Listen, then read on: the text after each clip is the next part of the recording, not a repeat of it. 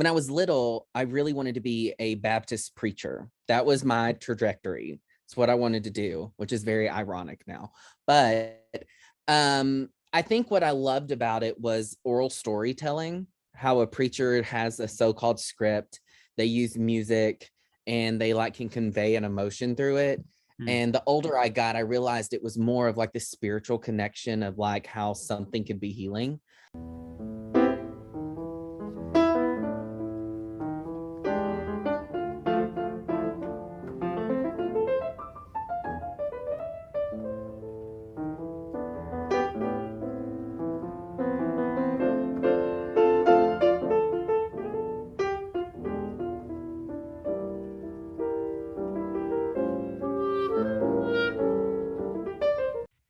Hi, everyone. Welcome back to the Ivory Tower Boiler Room and also a Broadway musical, Stony Brook University special too, because some of my students are in the audience. Hi, students.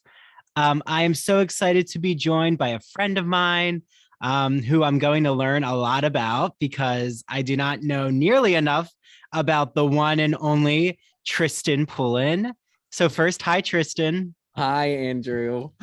So I think Triston is recording right now in Texas. Is that right? Yes. Okay. Northeast Texas. Nice. Okay.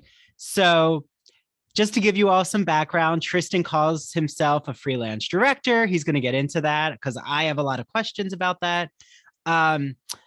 He graduated in 2017 from Santa Fe University of Art and Design, where he earned his BFA in acting and a minor in scenic design. Really interesting choice. And in May of 2021, he graduated from the University of Memphis, where he earned his MFA in directing. So, Triston, let's maybe just start with your background, which is how did you get that theater bug? Do you remember when it hit you? Yeah. It's kind of like this twofold story. When I was little, I really wanted to be a Baptist preacher. That was my trajectory. It's what I wanted to do, which is very ironic now. But I think what I loved about it was oral storytelling, how a preacher has a so-called script, they use music, and they like can convey an emotion through it. And the older I got, I realized it was more of like the spiritual connection of like how something could be healing. But what really put me in the actual theater was my dad and my mom were obsessed with me doing sports. And I was like short, fat, looked like the Pillsbury Doughboy. And my grandma was like, we're not doing this anymore. It's my turn now. And she took me to a theater and I never left. I played Rumpelstiltskin as a 7-year-old and I have done theater nonstop since. But yeah, that's kind of where I really got my theater bug was from the church and then just experiencing it. Yeah. Do you remember the first performance you saw that could be a play or a musical that was professionally done by a community theater, equity, or a touring company? Well, now the first play I vividly remember seeing is kind of like an obscure musical for like I think the masses. I don't think many people know this one, but in the theater world everyone knows it, is A Secret Garden or The Secret Garden. My grandma took it. It was a local community theater that was doing it, and the review said you would not leave singing the music. And to this day, I sing the title number. I think it is absolutely stunning. But I was dying to see Wicked, and Dallas is just right down the highway from my hometown, and they just could not get tickets. So my grandmother thought it would suffice to let me go see Lion King. And we were sitting in the orchestra. The elephant walked right beside me. I was in awe. And it really created a lifelong obsession with Julie Taymor and her work. But then I saw Wicked and I was hooked. I played that soundtrack until it did not play anymore, you know? Yeah, well, and I think it's so interesting that you mentioned the Secret Garden, which is such a really elegant, and the music is very operatic at times. I think it's Frank Wildhorn, who also did Jekyll and Hyde, Yeah, and if I it had like remember. yeah, and it also had like a almost exclusive female team creating it, which had Mm, not been done. But it's like it has this like operetta feel where it's not quite a musical, it's not quite a opera, but it's just it's just completely stunning. The music and the imagery and the symbolism within it, and even being like a little, I can't even, I was probably in the fourth grade when I saw it. I understood it so well. mm. And it makes you, even for a fourth grader, I remember hurting for the characters and like longing. I wanted to get in that garden. I needed to see what was in it.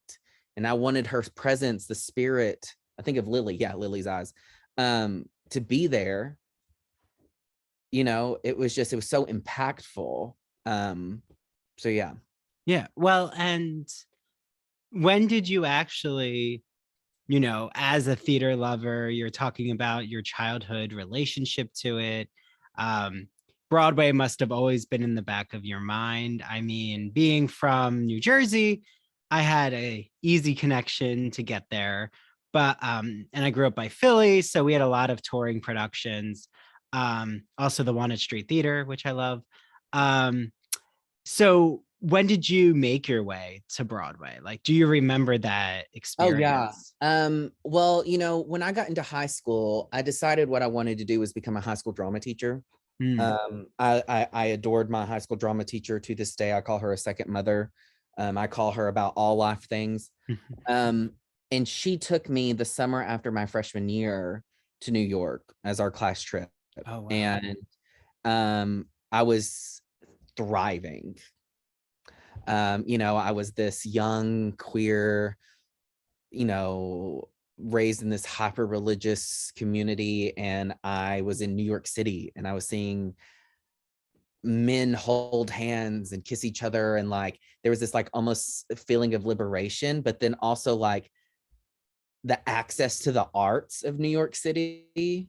Mhm. And I always said I would go back. I always wanted to live there. And then I think it was 1, 2, 3, 4, 5 years later, I lived there. So yeah. Yeah. So this was your high school drama Yeah. teacher. Okay. Okay. Who you have such a strong bond with to this day. You Oh said. yeah. That's what I think that's amazing about young kids getting into theater. Like, is that a high school drama teacher can literally save a kid, but it can also bring us the greatest gifts in theater.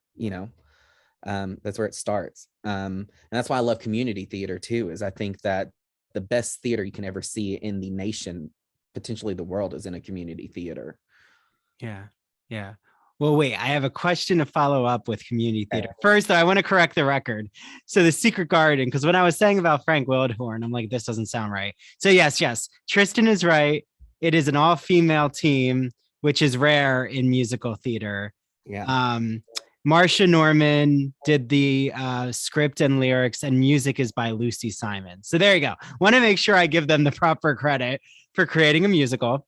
But yeah, so to go to the community theater aspect, why you just said a really provocative statement, which is you really think that community theater is this hotbed. I mean, I'm rewording what you said, but that's my job here. Is this hotbed of really exploring theater's potential and possibilities? Okay, why? Why do you think that instead of maybe always going to see a Broadway musical or play? Well, ooh, I hope this is not problematic, but I think Broadway is just for the masses. It's capitalism. You have to make your money back. So it's projected at creating art that the masses will love, right? We see shows happen all over the world that never touch Broadway that have a crazy, crazy impact on society, culture, spirituality, and all these things. in community theater, I think there is the opportunity of mistakes and failure. And I think art is built and formed and I can't think of words, but formed through fire of failure. And in a community theater, I mean, I got my start there. And whenever I am trying to figure out something within my artistry, I always go back there. Because I am a director, but I'm also an educator. And when you're in a community theater, I am a director that teaches. So like I can teach while I'm directing. And I have seen such beautiful performances from people who have no true training in a way that I think it's raw. It's not, I can't quite wrap my head around the words I'm trying to say, but that community theater offers us a chance to create art that's not necessarily for the masses, but for the art, for the sake of saying something. And I think I love what Disney did for Broadway, but I think that's so commercialized, right? Like Frozen says what Frozen says, but it's not sparking any real true conversations, right? Not what like Oklahoma did for when Rodgers and Hammerstein first brought that to the American stage, right? We're not truly going at it. That's why, like I'm obsessed with Hadestown because I think it says something and it's artistic and it really, I think it's fixing to usher in a new way of creating musicals for Broadway that kind of links us back to community ensemble, if that makes any sense. No, this makes a lot of sense. I mean, it's why I think it's so important for those in the New York City area. Like the equivalent you're talking about. Well, first, there's so many community theaters in the metro area. Long Island has some wonderful ones. Jersey does. Connecticut. All states have really great community theaters. But I love off-Broadway. I think I've seen some really cutting edge. I saw the Carrie musical revival off-Broadway. I thought it was really wonderfully done. Yeah, I seen experimental theater. And a When I'm ticket. in New York, Yeah.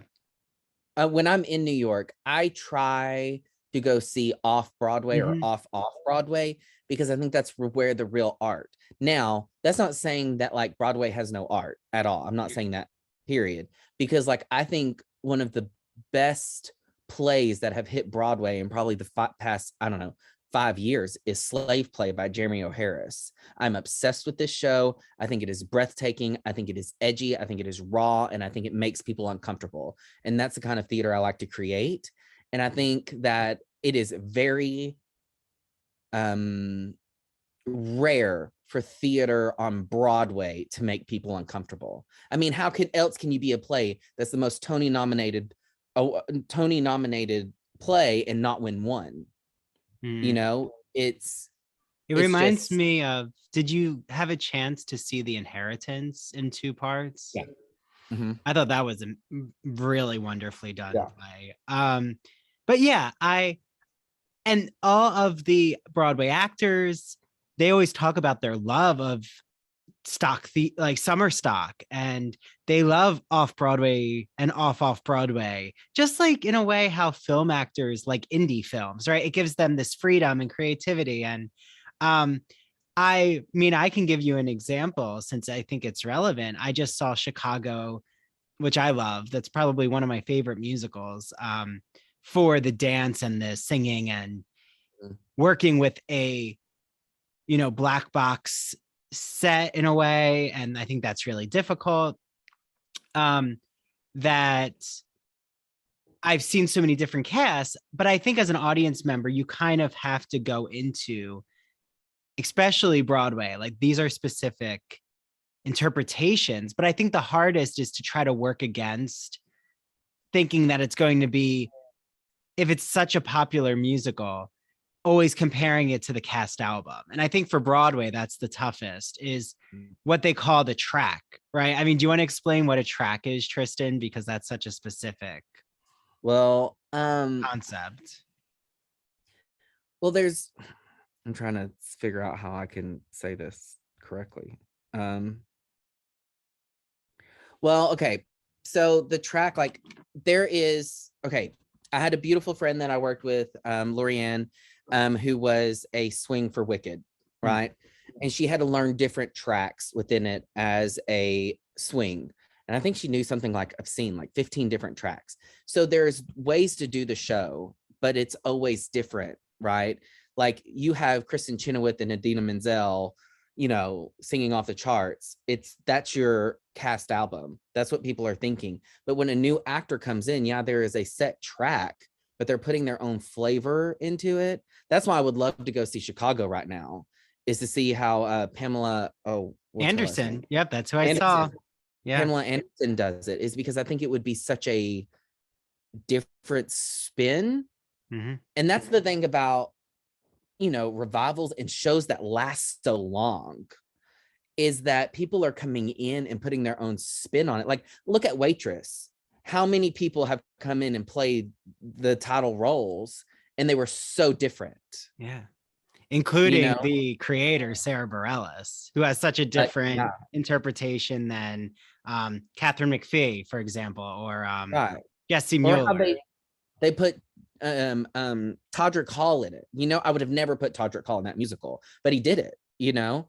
Like I always think Todrick Hall is Kinky Boots or something crazy and flashy and like off the charts. And I feel like it just goes to show how versatile he can be too. Yeah. Well, and I can tell you about Pam Anderson, just seeing her on that stage. And I was in the front row of the mezzanine, so I saw her.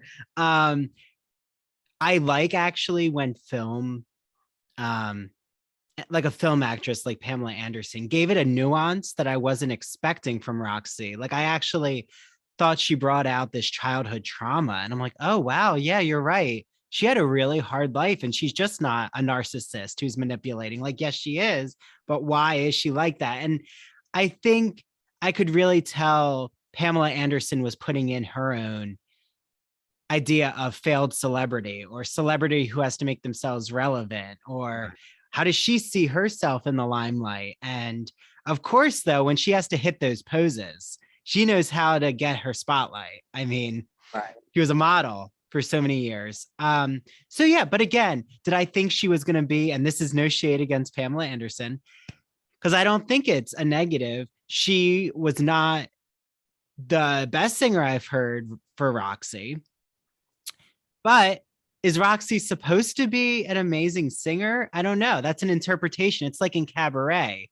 Is Sally Bowles supposed to be incredible? Not really, because they're subpar cabaret singers, you know? Right. So it kind of fits the role. But again, I don't think they can do the same casting with Velma Kelly, who was a celebrated cabaret singer and dancer. And they've never stunt casted Velma Kelly, because I don't think you need someone who's ready. You can't do it. That's like trying to like fill in the shoes of Cheetah Rivera. You're not going to do it. No, exactly. But yeah, so, and I think, Triston, what I'm really curious about is, so you studied acting and you got a minor in scenic design. First, when you studied acting, did it have musical theater in it, or was it more of like you could do musical theater classes, but we're going to do more of method acting, or like what kind of acting were you doing? Okay, hold on to that question because we'll be right back. But first, a word from our sponsor.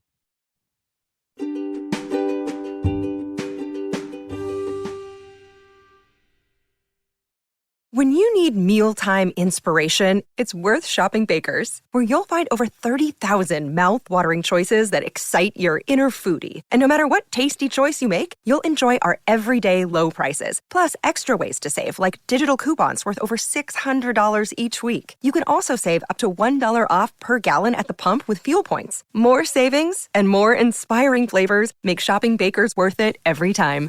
Baker's, fresh for everyone. Fuel restrictions apply.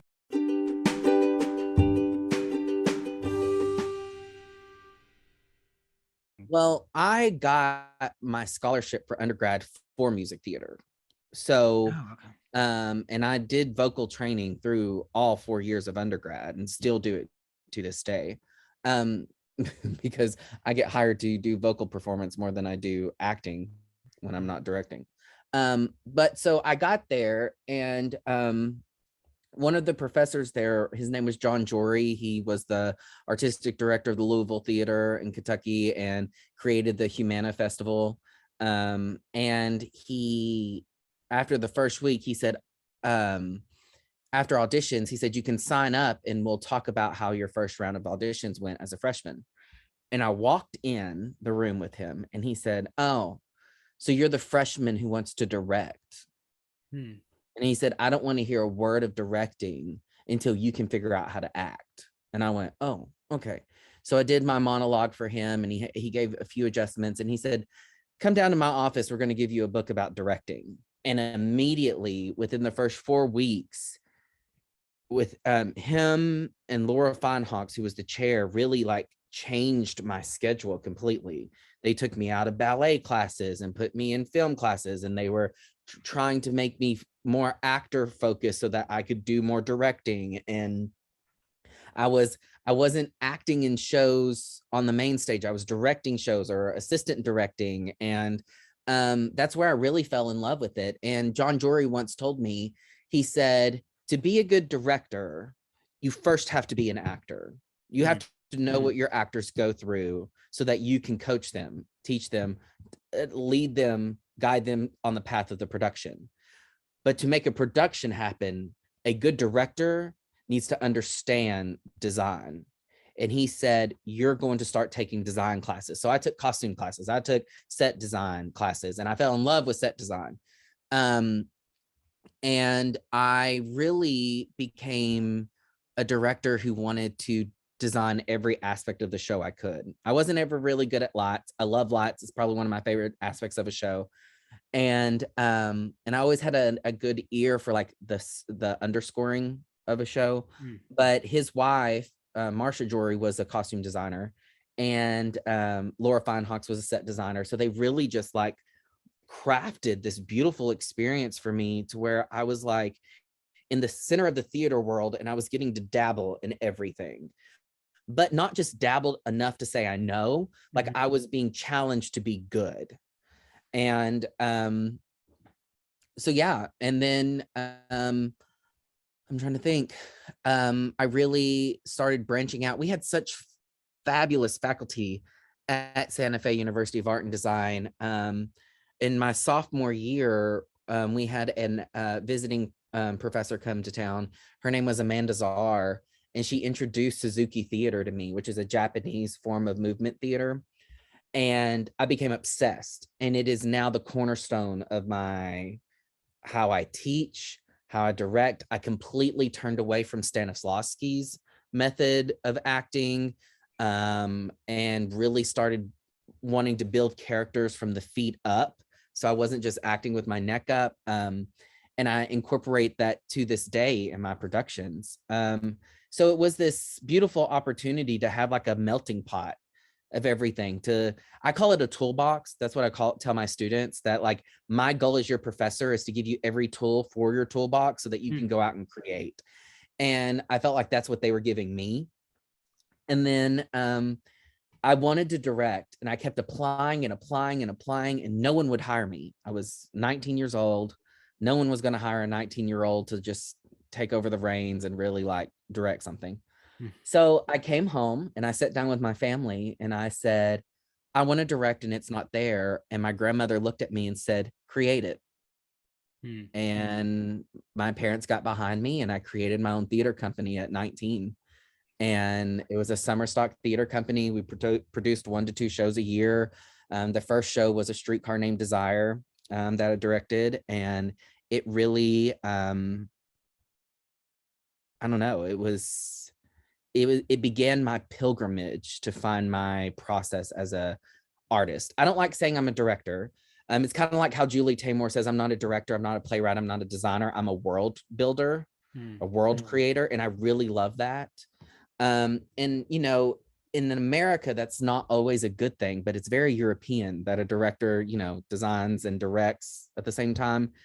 But I see the theater as my art, and I want to put that on stage. I hope that answers your question. I feel like I love this journey you've taken us on, because I think something that the public doesn't really know when they are sitting in that seat as an audience member is how much has gone on with the creative team. Like my students now know about just the beginning stage of the lyricist, the composer, the director, well, the script, then the director.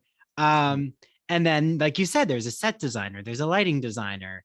If there's an orchestra, there's going to be a conductor, right? There's all these elements. And I think what I kind of do want to get back to that, because I think it would be so helpful for you to break this down for those listening, is what, because I am always curious. Like, I have a background in musical theater. I trained since I was a child. I was first in ballet, then I did vocal lessons, then I did acting lessons, and then I went into musical theater. But I wasn't going to continue ballet because you have to make a decision and end of middle school. Like, that's your career and that's it. You're not going to do musical theater. That's why I went the tap dance route. Yeah, but it was great training. But yeah, so I'm curious, like, can you explain, like, say, okay, you're going to direct me, and I don't know, pick a character, Triston. I don't Okay, from musical theater or anything? Anything okay. That you're currently absorbing right now. Well, I just played Brick on Cat on a Hot Tin Roof, so we'll do that. So Brick, okay, we'll do Tennessee Williams. There you go. So what would be if I want to read everything I can about the period? I'm going to like read everything I can about what it would have been like to live as Brick, you said, in what historical period is Cat on a Hot Tin Roof? Well, it was written in 50s, but it says present day in the script. So yeah, this is a directorial choice. Okay, so say we're going to keep it in the 50s, and I'm going to absorb as much as I can of the media in the 50s. I'll read some biographies. What kind of method of acting is doing more of that biographical history? Oh, okay. So now you're going to get educator Triston. I do not agree with method acting at all, period. And it's actually a translation mistake. When Stanislavski wrote the actor's work, they thought that he was saying that you had to relive these emotional trauma to connect with an emotion. And what he was really saying, you need to connect to physical task on stage. Mm-hmm. So your Sally Fields and your Heath Ledgers of the world really became their character. Marlon Brando would like go snort coke before he'd go on stage for Stanley in A Streetcar Named Desire. And that's erratic. Mm-hmm. And if you in my humble opinion, if you truly believe that you are a character, you have a mental health problem. You're not an actor. So I believe what I tell my actors, well, first of all, if I cast someone and they're a method actor, I let them do their own thing within reason. Like, I don't want my cast to ever feel unsafe, but you have your own process. And apparently I liked you, so I hired you. Cast you. So, but what I really like to do is I want them to first understand the text before we go anywhere. Cat on a Hot Tin Roof specifically gives you everything you need to act in that show. When I just was in this show and as Brick, and it was almost it was set in everywhere and nowhere. It was very Brechtian how the production was done. So they really focused more on the text and the connections. Here's my thing. I am a research fiend, and I think that's because of like the education side of me. And I research like crazy. This was a show that I didn't research. I journaled a ton because, I mean, here's a little, bit about me, but I was performing, the show was going to be performed in the same exact venue I got married in. And I had just gotten a divorce. My divorce was final 4 weeks before we opened the show. So I was sitting in this play in the same place I had gotten married. And I'm thinking about Brick, who had this best friend that then dies and he has no connection to. and he is sitting around a family that does not understand him, that doesn't get him, and he's having to be so repressed that the only peace he can get is through alcohol until he hears a click. And I focused it on trying to find my own island. I like giving myself images to work with. So like the bed was in the middle of the set and the audience was on two sides, like an alley formation. And I just try to have him cling on. I find that if you look at the physical task and the objective at hand and just what Tennessee Williams is trying to convey, you don't have to do a ton of outside research. Now, if I was going to play like Madame Curie, I think I would definitely, and it was set in that time period that is so far removed from us, you need to know like period styles, how did they sit in a seat, you know, mourning costumes, what was mourning culture like in, you know, late 1800s, early 1900s. So I think it's a delicate balance because you can do so much research that your performance is clinical. And I find watching too many versions of Cat on a Hot Tin Roof could pigeonhole you. I tell my students never, ever, ever watch a show before you perform it, because then you're trying to recreate something, you know. When I directed A Streetcar Named Desire, the big thing that had just happened was Gillian Anderson had just done it at the National Theater, and it was being broadcast everywhere, and it was brilliant. And I told my cast, you are not allowed to watch this thing. We're not recreating it. We're doing something new. And I'm all about, if I'm teaching you, see, there's a weird dynamic. I have never, as an actor, walked into a room and a director tell me how to form character. They're talking about my verbs, my actions, my tactics, my obstacles, my objectives, but they've never said, this is how you should do this. Now, as an educator teaching kids how to do this, I try to give them many opportunities, but I think it's more practical to say, all right, let's journal about our character, understand what the script says about them. Now, how do they walk? Do we know that their feet hurt? Like, do they have something? Like, is one of their knees have arthritis? Does it swing out? Oh, are they bow-legged? Like, build that way up, because oftentimes if you start with the psychological, you're done. It's going to stay right here in your eyes. And I like, because I'm also a movement-based theater person, I want my body. We understand body language before we ever understand a word that comes out of our mouths. And that's what I focus on as a director. Yeah.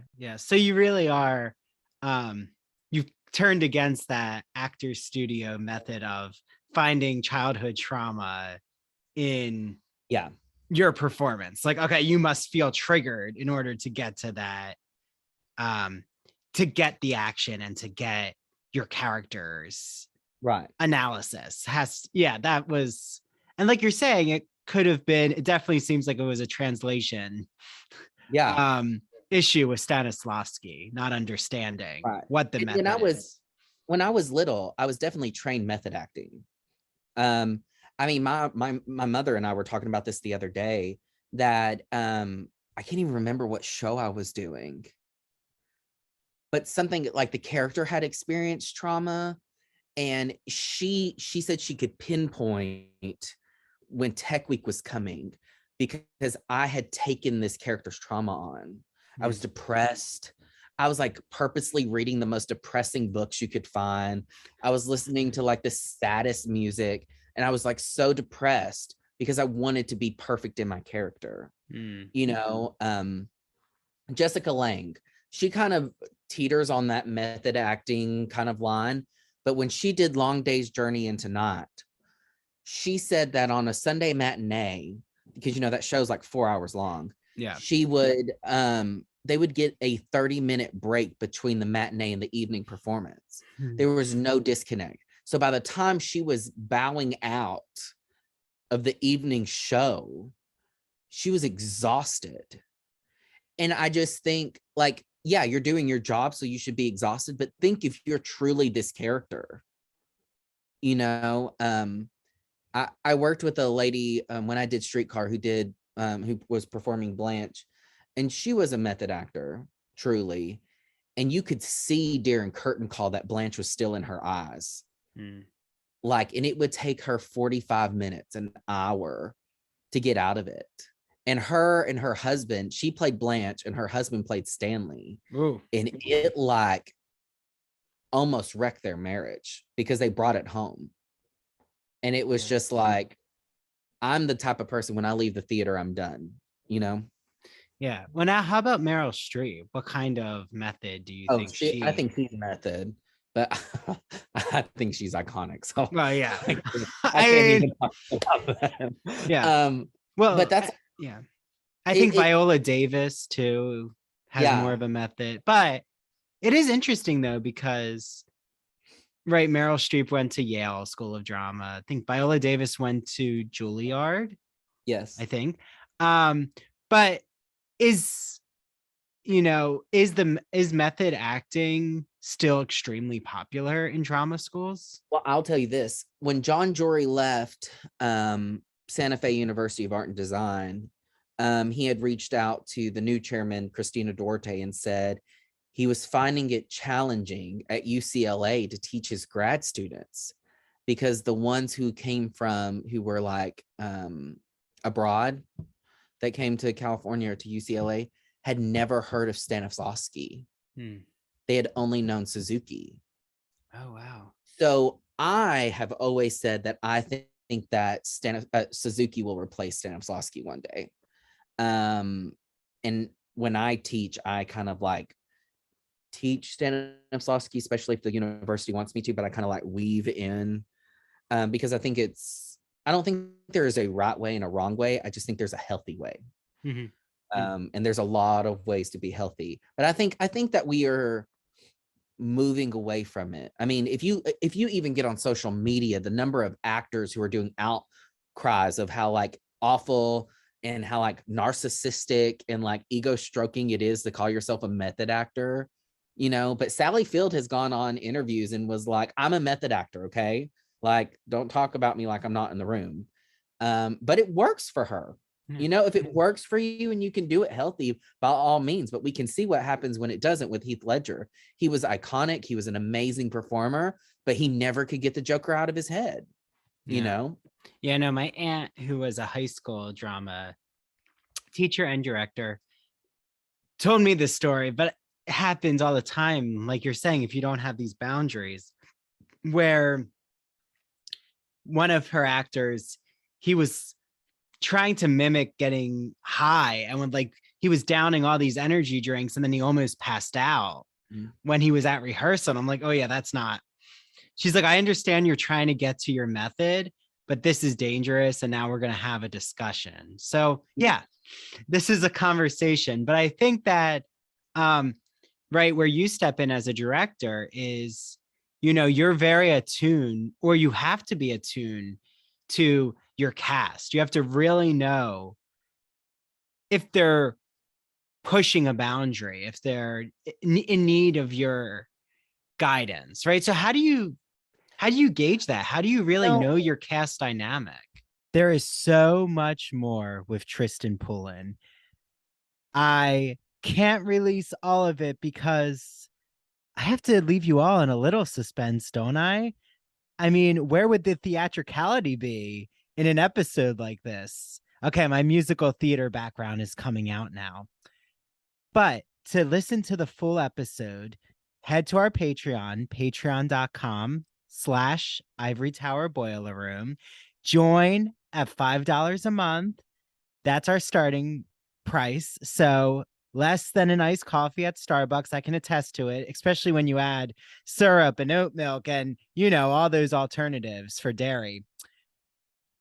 Triston gives so much more information about what it means to be a freelance director, what he's doing now, his passion for Julie Taymor. And my students ask questions of Triston. So one of my students, Melanie, so shout out Melanie, was there and really wanted to voice some questions that she had for Triston. And just to let you all know, I finished teaching the Broadway musical course now because we're in the summer. But when I recorded this, it was actually at the end of my Broadway musical course. So some of my students attended this recording for extra credit. And then they wrote a reflection paper, and they actually got to see the behind the scenes of how these podcast episodes happen, the recording session. And it meant so much that Melanie, that you asked questions of Triston. So everyone, please head over to Patreon. Triston's episode is not the only one there. So when you become a member, you unlock and can view all of our unedited videos, and including Mary's True Crime in Academia. She has a bonus episode of John Benet Ramsey. So you don't want to miss that.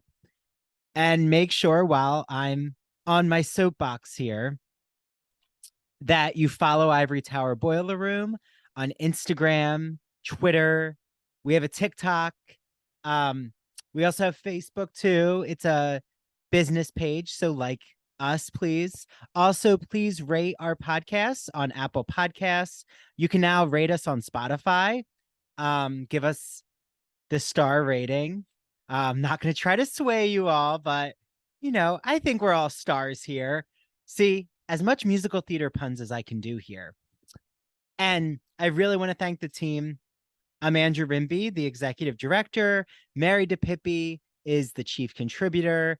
Kimberly Dallas is our editor, and Nicole Arguello is our marketing assistant. So thanks to the team. I would not be able to be here right now without them. And thank you, Triston, for such an excellent episode. And this is only the beginning, everyone. So like I said, head over to Patreon, Ivory Tower Boiler Room. Okay, and with that, have an amazing 4th of July weekend. Be safe out there, everyone. If you are in a sunny area, enjoy the sun. Maybe get in some swimming. I'm going to try to be outdoors as much as possible. Okay, bye, everyone.